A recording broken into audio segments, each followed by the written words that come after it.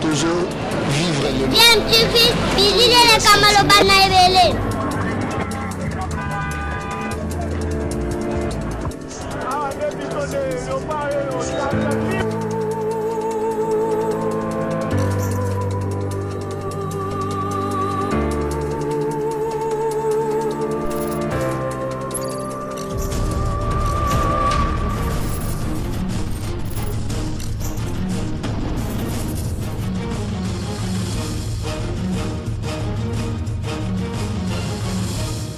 DMTV toujours en avant. Ya DMTV mbote nabino esengweza ya biso ya koyeba ke boze belé boza kolanda chaîne YouTube nabino DMTV emesani si bino na actualité mais ba analyse pe na ba réflexion sur ba sujet d'actualité auto proposa kabino hein, ou bien ba faits sociaux ou bien ba réalité hein, ndenge tozo vivre ngo na mboka na biso République démocratique du Congo mboka o ezanga ka makambo te ezanga ka bilobela te ezanga ka ba rumeur te okoyi ko vanda te sanke oyoka eloko balobaki basalaki DMTV ezako proposer ko memela bino information et pas ibino bozwami ezala ba rumeur toye nango parce que pas na biso na Congo tolobaka mai ningana ka pamba te donc ata rumeur ezali keba pe na mystique afumé koko ma réalité alors lelo tozo proposer bino sujet eza ya actualité mais avant tokota na sujet ngo bo permettre biso bo lembate message tozanga raté ko pesa bino par rapport ya maladie ya coronavirus hein ba levaki état d'urgence mais ba levaki maladie te ba levaki corona te donc maladie ezali to continuer komi batela en respectant des mesures barrières nde ba kondi basenga ki biso parce que prévention est seul moyen efficace to nango pour que to koka ko lutter contre maladie oyo actualité lelo lundi le 17 août 2020 eza dominé par déguerpissement ya Ngoïka Sanji na résidence ya Gabriel Mokia boyebi ka sombaka lopango ya Gabriel Mokia na Gombe na avenue Roi Baudouin problème wana ezalaki na justice hein ezalaki toujours pendant na justice et Gabriel Mokia outi kozwa gain de cause pe ba déguerpir Ngoïka Sanji na résidence wana il faut dire que résidence wana ezalaki morcelée en deux d'après l'explication tolanda ki aye moko Gabriel Mokia une partie ba pesa ki gouverneur ya banque partie musongo Ngoïka Sanji azwaki mais Ngoïka Sanji ba déguerpir d'ailleurs il a parlé d'acharnement parce qu'il ne peut pas comprendre que ba déguerpir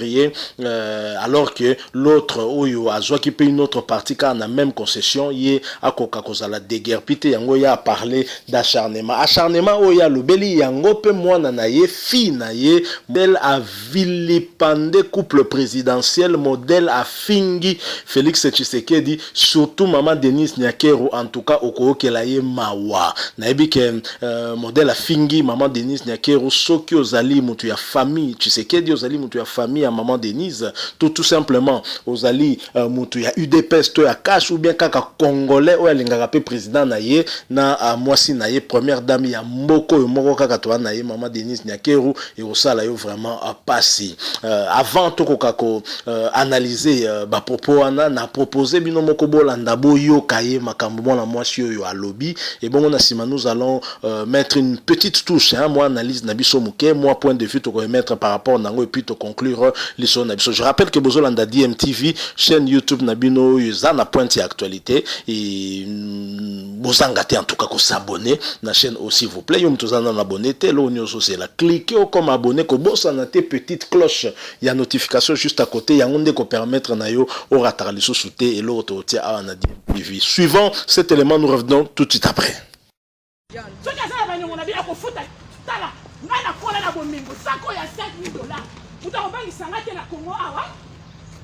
Nana so la kana mama olive lembe boniko ya Denis nani ngwale kinga na potencia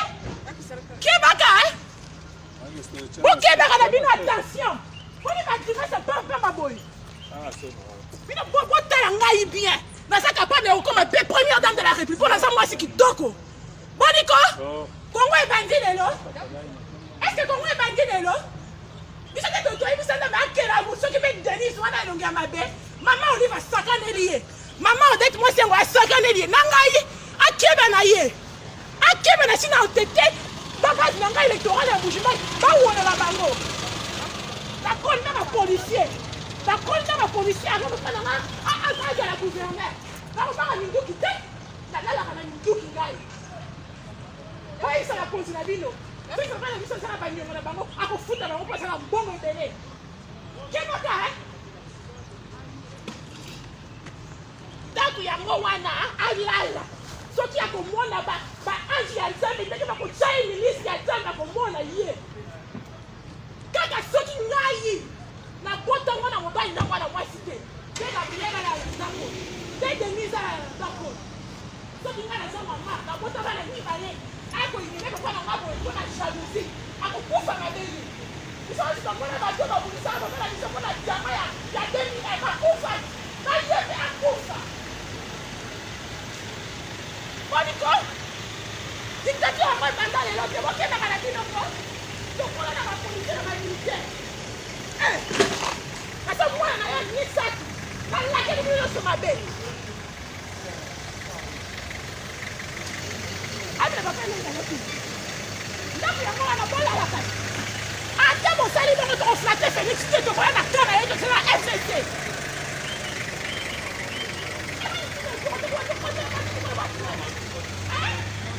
moki alala musu munye yawo atokaka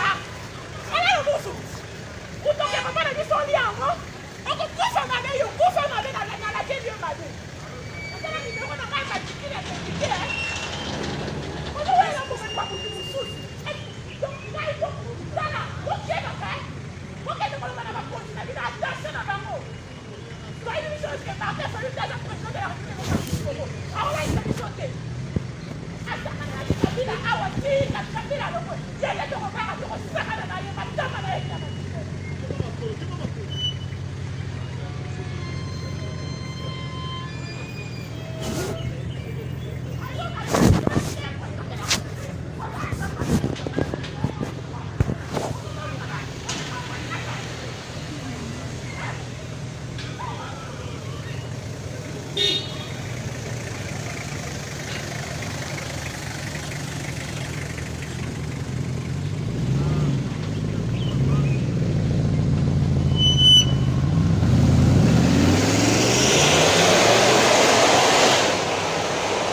boti kolanda wana oyo tomoni na image wana ezali mwana ya Ngoyi Kasandi ezali fille ya Ngoyi Kasandi justement na résidence sur avenue Roi Baudouin isika ba déguerpir papa na ye a estimé que ba humilier papa na ye pe a fingi Félix Tshisekedi a fingi maman Denise Nyakero alobi ke ya mona na kana maman Olive aza kitoko ye paza mwasi kitoko donc kokoma première dame pona ye zalango jemuke ye pa kokoma na ye première dame mais azobosana ke mboko depuis ba belge batikela ngo biso ezalaka na 1960 donc soki obeti machine leloyo otala depuis batikela biso na 1960 donc République démocratique du Congo na forme to comme indépendant koksi 60 ans mais na 60 ans wana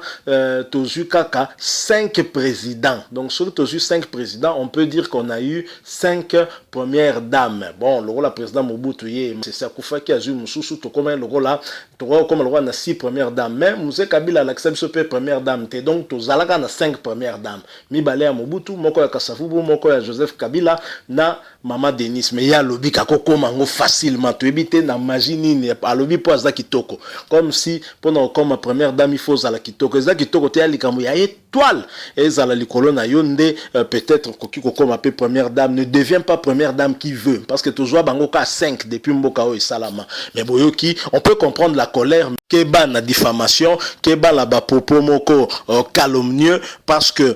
na lisolo kaka ya rappeler biso ya diamant o pozaki Ngoyi Kasandi na Mutuana Sankuru famille en Sankuru ba lekaka na émission tokomi wapi Eliezer boyebi ke loko ane kutaka Eliezer liberté na Eliezer akendaka na prison parce que justement Ngoyi Kasandi apportaka ye plainte notamment pour diffamation parce que kombo na etangamaka mabe na émission na par famille ya Mutuana parce que akufaki pebo ki mona Ngoyi Kasandi ndenga rappeler na biso ke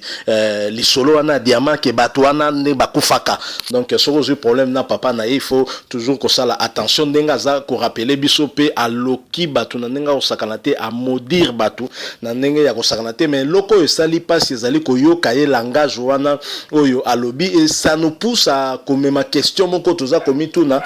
Que vient faire maman Denis Nyakeru ou bien président Fati na affaire Oyo? Il y a Ndako, il y a Mokia, alors que problème Oyo Bandaki depuis Kala d'ailleurs, tout ça Rolanda Gabriel Mokia, qu'on se plaindre na Bandako no Bazako Botola. Et Gabriel Mokia a expliqué en gros très clairement, en fait, ce qui te comprendre bien, ça peut-être les Kambo opposa qui est directement dans Ngoïka Sanjité, et opposa qui est peut-être na bateau, qui côté que l'Angoïka Sanji, une partie à concession Oyo wana. Mais je crois que Ngoïka Sanjisika a péché, c'est que en tant que politicien, Azalaki certainement informé n'a pas problème au Gabriel Moki alaki nangoto problème yanda kouana, mais je pense que ce qu'a s'engagé qui a son bango quand même, c'est parce qu'il se disait que étant donné qu'Azana régime ou Azalaki nangoana peut-être que loko moko au komate, mais comme justice makamoko rose allait vendre le et puis lobby et